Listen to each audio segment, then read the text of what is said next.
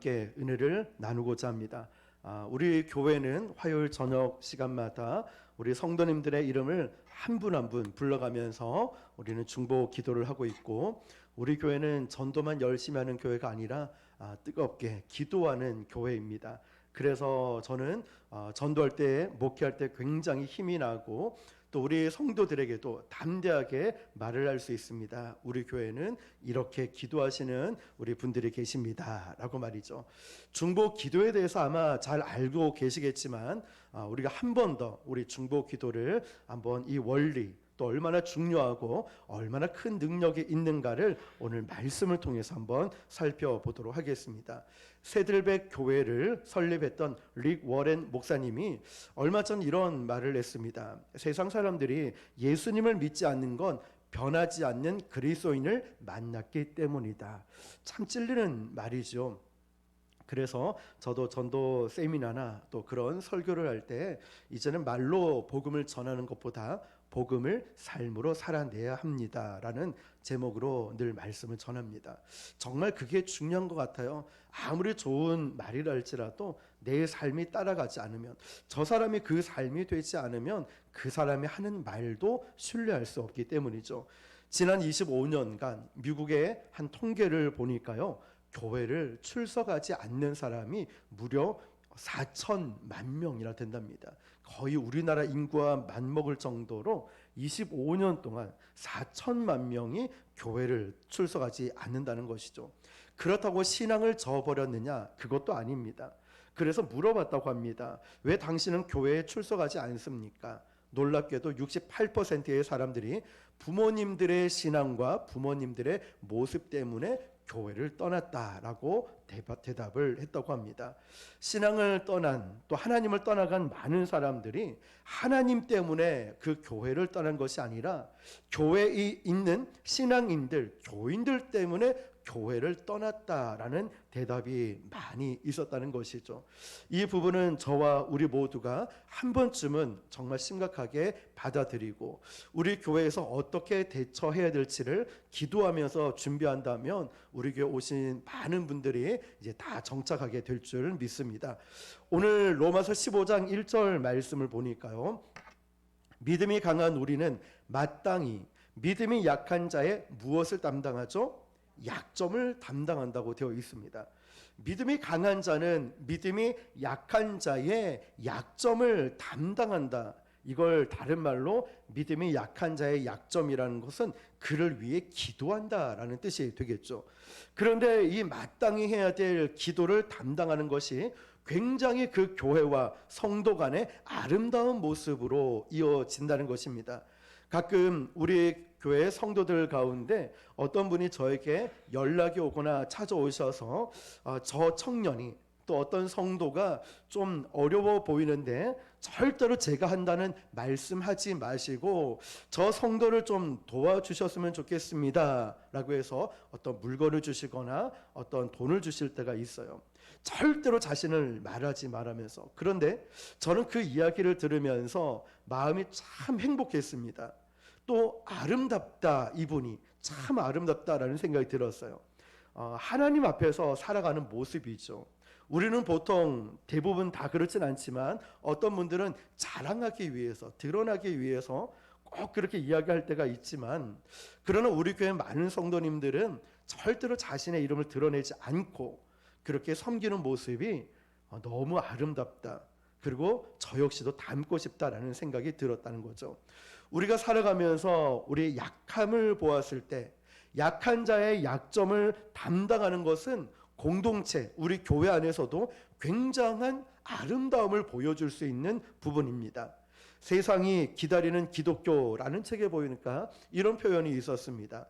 가난한 이웃은 하나님이 보내신 최고의 선물이다. 가난한 이웃은 하나님이 보내신 최고의 선물이다. 우리 주변에 약한 자를 보내신 것은 하나님께서 저와 여러분에게 주신 최고의 선물이라는 것이죠. 하나님께서 우리에게 그 누군가를 위해서 기도하라고 그런 마음을 주셨을 때 여러분 처음에 어떤 생각이 드십니까? 마음이 참 무겁다라는 생각 들죠. 왜 이렇게 아픈 사람이 많고 또 힘들고 어려운 성도들이 많을까? 그를 위해 기도한다는 것은 결코 쉽지는 않습니다. 무거운 짐같이 느껴집니다. 그런데 여러분, 우리의 신앙의 길이라는 것은 우리 성경 말씀이나 오늘 설교 말씀도 쉬운 길을 가라고 알려주는 것이 아닙니다. 신앙의 길은 지름길을 알려주는 것이 아니라 올바른 길을 가게끔 안내해 주는 것입니다. 이것이 참 중요한 부분들이죠. 그래서 기도할 때 평탄한 길을 달라, 어려움이 없게 해달라, 이런 기도도 필요하겠지만 좀 더 이렇게 좀 성숙된 모습으로 하나님, 이 어려움이 와도 이겨낼 수 있는 믿음을 주십시오. 또 평탄한 길이 아닐지라도 그 길을 묵묵히 걸어갈 수 있는 힘을 주십시오. 그러므로 우리가 중보 기도를 하고 우리가 신앙생활을 한다는 것은 쉽고 빠르고 편한 길을 가는 것이 아니라 올바른 길을 가게 한다는 것 꼭 기억하셨으면 좋겠습니다. 때로는 성령님께서 우리에게 또 저와 여러분에게 강권적으로 누군가를 위해서 기도하라고 시킬 때가 있습니다. 그런데 참 그 기도가 쉽지 않은, 오히려 힘들고 부담스러움이 될 때가 있지만 결코 그것이 부담스러움으로 끝나는 것이 아니라 아름다움을 만들어내는, 또 기도의 열매, 기도 응답을 맺는 정말 중요한 일이라는 것을 우리는 깨닫게 됩니다.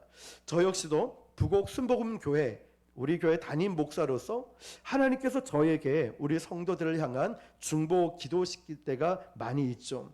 하나님께서 저에게 말씀을 전하게 하실 때 또 하나님께서 저뿐만 아니라 여러분에게 중보 기도에 대한 이 부담을 주셨을 때 왜 그런 부담감을, 왜 그런 기도 제목을 또 그 사람에 대해서 왜 보여주시고 기도하게 하셨을까요? 하나님께서는 저와 여러분을 통해서 하시고자 하는 일이 있기 때문에 그래요. 하나님은 기도하는 자를 통하여 일하시거든요. 기도를 통하여 일하시기 때문에 저와 여러분에게 그러한 기도 제목을 보여주시는 거죠.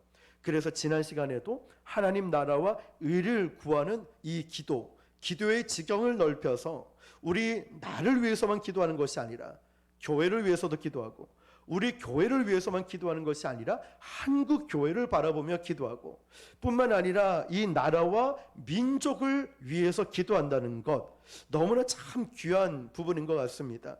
주님은 교회의 숫자, 규모를 통해 일하시는 것이 아니라 믿음과 순종을 통하여 일을 하시거든요. 하나님께서는 저와 여러분의 믿음을 얼마나 귀하게 보셨는지, 우리 교회뿐만 아니라 이 한국을 품고 기도할 수 있는 그런 귀한 마음을 주셨고 지금도 그렇게 쓰고 계시다는 게 저는 너무 감사한 것 같습니다. 여러분, 중보 기도가 왜 중요하다고 생각하십니까? 중보 기도는요, 철저하게 하나님의 인도하심을 구하는 기도입니다. 우리가 중보 기도할 때 이렇게 기도합니다. 하나님, 저분을 향한, 또 저 환경에 향한 하나님 때에 하나님의 방법으로 응답하여 주십시오. 우리는 간절히 기도하죠. 왜냐하면 기도의 모든 주체는 하나님이시기 때문에, 중보 기도의 모든 응답과 모든 주권은 하나님께 있기 때문에 그렇습니다. 우리는 기도합니다. 그런데 언제 어떻게 무슨 일이 일어날지 우리는 알지 못합니다. 그런데 한 가지 우리는 분명하게 붙들고 기도하고 있습니다. 내가 누군가를 위해 중보 기도할 때 우리 마음에 소망이 생긴다는 것이죠. 무엇일까요? 내가 하나님을 믿고 의지하고 기도할 때 하나님은 역사하시고 응답하실 것이라는 확신을 우리가 갖게 됩니다. 그러므로 중보 기도가 어렵고 힘든 건 사실이지만, 그러나 소망을 가질 수 있는 것, 그 응답과 역사는 하나님의 주권에 있기 때문에 우리가 그 소망을 붙들고 하나님께 맡기고 믿음으로 기도하면 반드시 부르짖을 때에 크고 비밀한 일을 우리에게 보여주시고 응답하여 주심을 믿습니다. 사단이 우리를 시험하는 가장 큰 유혹은 돈도 명예도 성적인 것도 아닙니다. 우리에게 가져다 주는 좌절과 절망만큼 위험한 시험은 없습니다. 여러분, 우리가 좌절하고 절망하게 되면 그 순간 어떻게 되는지 아십니까? 더 이상 하나님을 의지하지 않아요. 좌절하고 절망이 내 마음에 들어오면 하나님을 찾지도 않아요. 하나님을 부르지도 않고 하나님을 의지하지 않아요. 오히려 어떻게 되는지 아십니까? 하나님을 의심하기 시작해요. 하나님 살아계십니까? 하나님에 대해서 아예 의지할 생각을 안 한다는 거예요. 무엇이 들어올 때요? 좌절과 절망이 들어올 때. 자, 하나님을 의심할 때 우리는 당연히 절망할 수밖에 없어요. 우리가 평생 어떻게 살아왔는데, 우리가 얼마나 주님 바라보고 여기까지 평생을 살아왔는데 의심, 불신, 좌절, 절망이 들어오면 이제 하나님을 찾지를 않는다고요. 그래서 로마서 5장 5절에 유명한 말씀이 있죠. 같이 읽어볼게요. 시작. 소망이 우리를 부끄럽게 하지 아니함은 우리에게 주신 성령으로 말미암아 하나님의 사랑이 우리 마음에 부은 바 됨이니. 아멘. 아멘. 소망이 우리를 부끄럽게 하지 않는다고 했어요. 무엇 때문에요? 하나님의 사랑이 우리 마음에 부은 바 되었기 때문에. 여러분, 중보 기도는요, 철저하게 하나님을 믿고 하나님을 의지하고 그 마음으로 기도하기 때문에 그 순간 우리에게 무엇이 있냐면 소망이 있어요. 그래서 우리는 기도할 때, 우리 화요일 중보 기도할 때마다 우리는 날마다 소망이 있는 거예요. 하나님께 맡길 수 있고 하나님께 부르짖고 기도할 수 있고 이 마음에 늘 소망을 갖는 거예요. 언젠가 우리가 부르짖고 우리가 기도했던 건 이것은 한 톨도 땅에 떨어지지 않기 때문에 하나님 때에 반드시 응답되기 때문에 우리는 소망이 있다는 거예요. 그렇게 기도할 수 있다는 건 말이죠.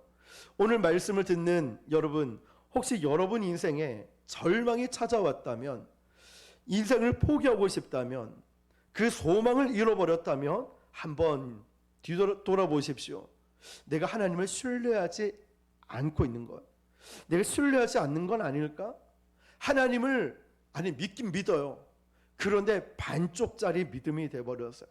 반은 하나님, 반은 세상. 겸하여 섬기고 있어요. 99%도 온전한 것이 아니죠. 100%의 믿음. 나는 정말 하나님께 내 인생 모든 것을 걸 만큼 온전한 신뢰를 하고 있는가? 우리에게 99%만 돼도 내 안에 자꾸만 소망을 잃어버리게 될 겁니다. 우리가 주변에 누군가를 절망하는 사람들을 바라보면 하나님께서 저와 여러분에게 그 청년, 그 성도, 아니면 그 이웃의 누구든지 기도하라는 감동을 줄 때가 있고 찾아가라는 감동을 줄 때가 있어요. 왠지 부담을 주는 그 마음을 주실 때가 있는데 그 부담은요, 곧 소망으로 이끌어 간다는 것을 여러분 꼭 기억할 필요가 있습니다. 왜냐하면 우리 부르짖는 이 기도는 하나님께서 응답해 주실 것을 믿기에, 또 하나님이 일하실 것을 믿기에 우리에게 소망이 있다는 것이죠. 오늘 말씀 가운데 아주 중요한 중보 기도의 기준에 대해서 이렇게 말씀합니다. 1절 다시 읽어볼게요. 시작. 믿음이 강한 우리는 마땅히 믿음의 약한 자의 약점을 담당하고. 아멘. 중보 기도는 믿음이 강한 자가 믿음이 약한 자를 위해서 무엇을 하냐면 기도하는 겁니다. 이게 바로 중보 기도라는 것이죠. 우리도 중보 기도팀, 중보 기도하시는 분들을 보면은 믿음이 참 좋으시고 참 믿음 생활도 잘하시는 분들이에요.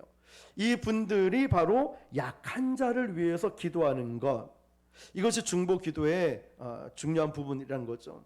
우리가 객관적으로 어떤 평가를 내릴 수는 없지만 우리는 알 수가 있죠.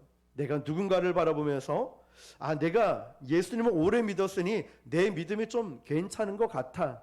네, 이걸 자랑하라는 뜻이 아니라 내 스스로 보기에 나는 어느 수준의 믿음 좀 되는 것 같아라고 나를 알 수는 있죠. 그런데 또 어떤 성도를 바라보면 저 성도는 아직 믿음이 약하구나라고 평가하고 판단하는 게 아니라 어느 정도 생각을 할 수 있다는 거죠. 자, 그러면 우리 삶에, 우리 교회에 적용을 해본다면 중보 기도가 뭐냐면 믿음이 강한 자가 믿음이 약한 자의 약점을 담당하는 게 기도라는 것입니다. 그런데 굉장히 중요한 게 있습니다. 우리가 약한 자를 위해 기도할 때 이것이 힘이 있어서 전도서 4장 12절에 이렇게 말씀합니다. 시작. 한 사람이면 패하거니와 두 사람이면 맞설 수 있나니 세 겹줄은 쉽게 끊어지지 아니하느니라. 아멘. 아멘. 중보 기도에는 분명히 힘이 있다는 것이죠. 우리가 중보 기도할 때도 한 명, 두 명 있는 것보다 여러 분이 오셔가지고 함께 기도할 때 더 큰 힘을 얻게 되고 기도도 더 뜨거워지는 걸 보게 됩니다. 오늘 중보 기도에 대해서 굉장히 중요한 기준을 말씀하고 있는데요. 믿음이 강한 자는 믿음이 약한 자의 약점을 너희들이 담당하는 것이 당연하다라고 말씀합니다. 그런데 내가 믿음이 강하다고 영적 교만을 가지고 누군가를 비난하거나 누군가를 훈계하거나 누군가의 마음을 아프게 하지 말라는 것이죠. 그때 믿음이 강한 자와 약한 자 사이에 중보 기도 모임 가운데 불협화음이 나오는 것은 올바른 기도자의 모습이 아니라는 것입니다. 제가 목회를 하면서 마음이 아팠던 적들이 있었는데요. 그 부분 중에 하나가 뭐냐면 신앙의 연수도 굉장히 오래됐고 믿음이 있다라고 하시는 분들이 믿음을 가지고 약한 성도들에게 상처를 주는 일들이 이전에 부교육자로 섬길 때 있었어요.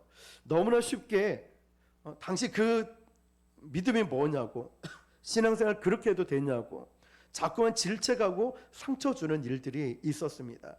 그럴 때 참 옆에서 볼 때 마음이 아팠죠.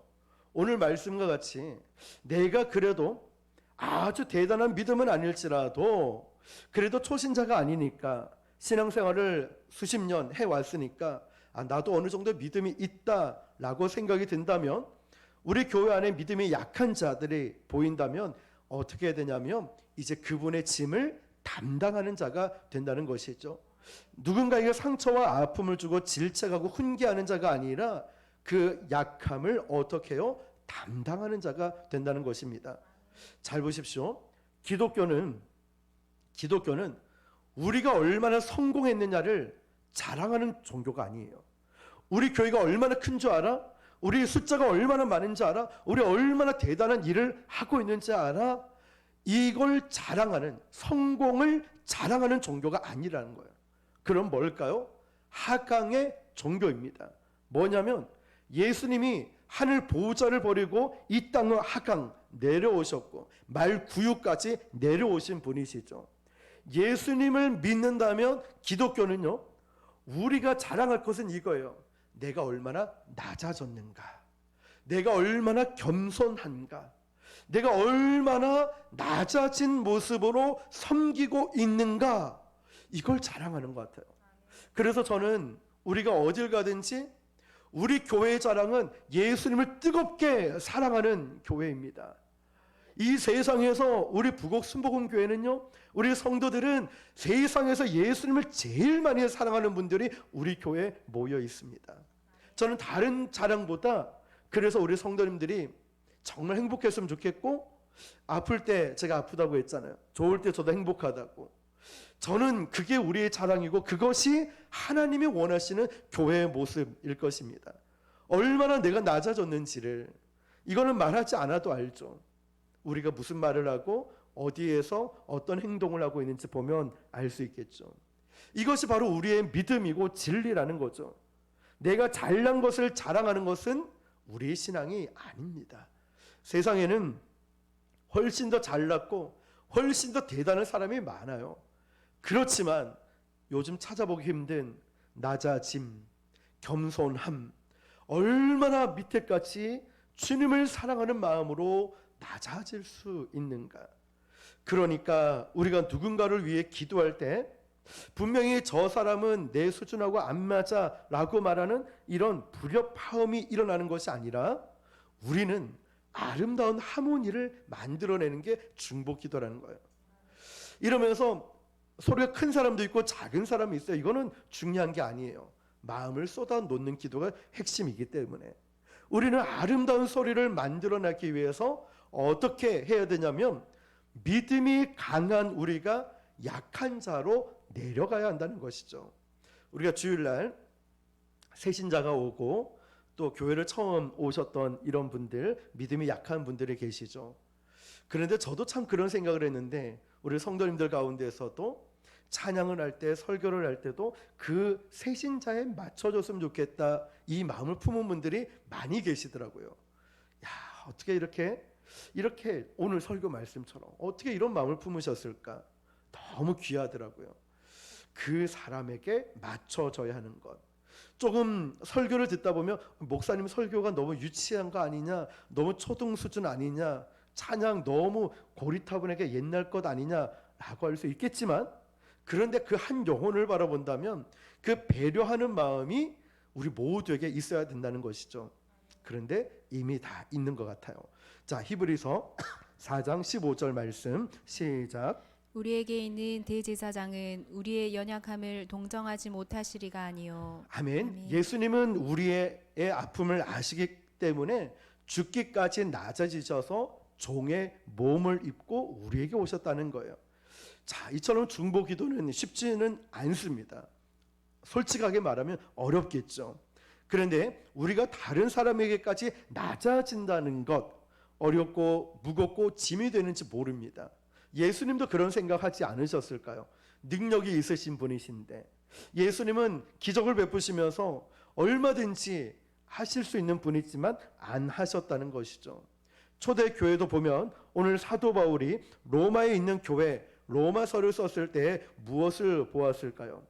너희 가운데 이렇게 힘들고 연약한 사람이 있으니까 짐을 져줘야 될 사람이 있다, 어려움을 당하는 사람이 있다라고 하면서 갈라디아 6장 2절에 이렇게 말씀하고 있죠. 시작. 너희가 짐을 서로 지라 그리하여 그리스도의 법을 성취하라. 아멘. 너희가 짐을 어떻게 하라고요? 서로 서로 지라. 지라는 거예요. 우리가 믿음에 강한 사람이 있고 조금 약한 사람도 있고 잘하는 사람도 있고 조금 못하는 사람이 있는데 이렇다 저렇다 말하는 것이 아니라 짐을 서로 나누어 지라는 것이죠. 그러면서 그리스도의 법을 성취하라. 신앙의 공동체를 한번 보면요, 그리스도의 법을 성취하는 방법을 사도 바울은 뭐라고 이야기하냐면 여러분 서로의 짐을 서로 함께 지십시오 라고 말을 합니다.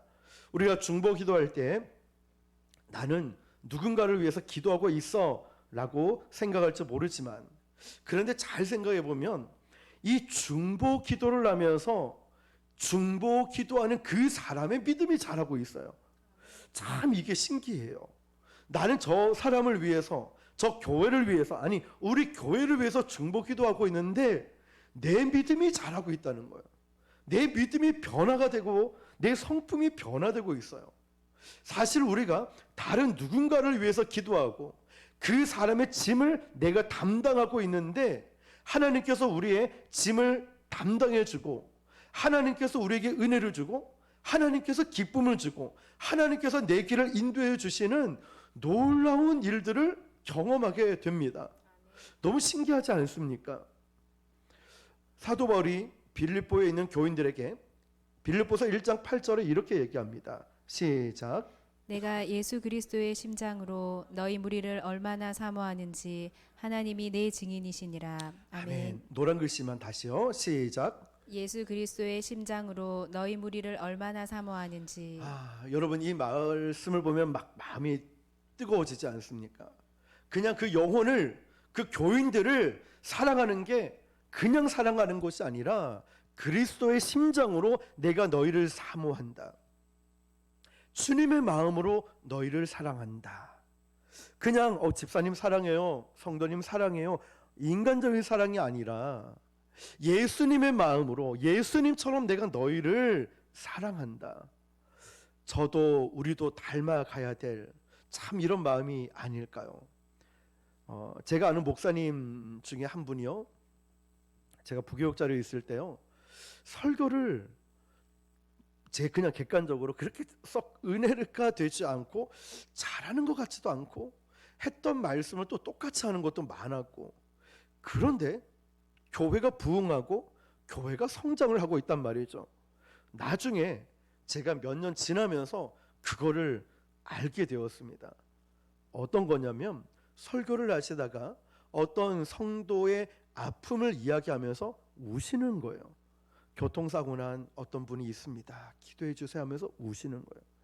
또 어떤 성도 사업이 어려워져서 너무 힘들어서 정말 죽음 직전까지 이런 생각할 정도로 고통스러운 시간에 이제 집도 다 날아가고 잘 곳도 없는 이 아픔을 이야기하면서 이 목사님이 우시는 거예요. 제가 이 몇 가지 이런 모습을 보면서 제가 이런 기도를 드렸어요. 하나님, 전 다른 건 몰라도요, 저 목사님에게 있는 영혼을 사랑하는 그 같은 마음을 저에게 주십시오. 저도 우리 성도의 아픔을 이야기할 때 울 수 있고, 기쁨을 이야기할 때 함께 웃어줄 수 있고, 제일 먼저 달려갈 수 있는 저 그런 마음을 주십시오. 그건 정말 닮고 싶습니다.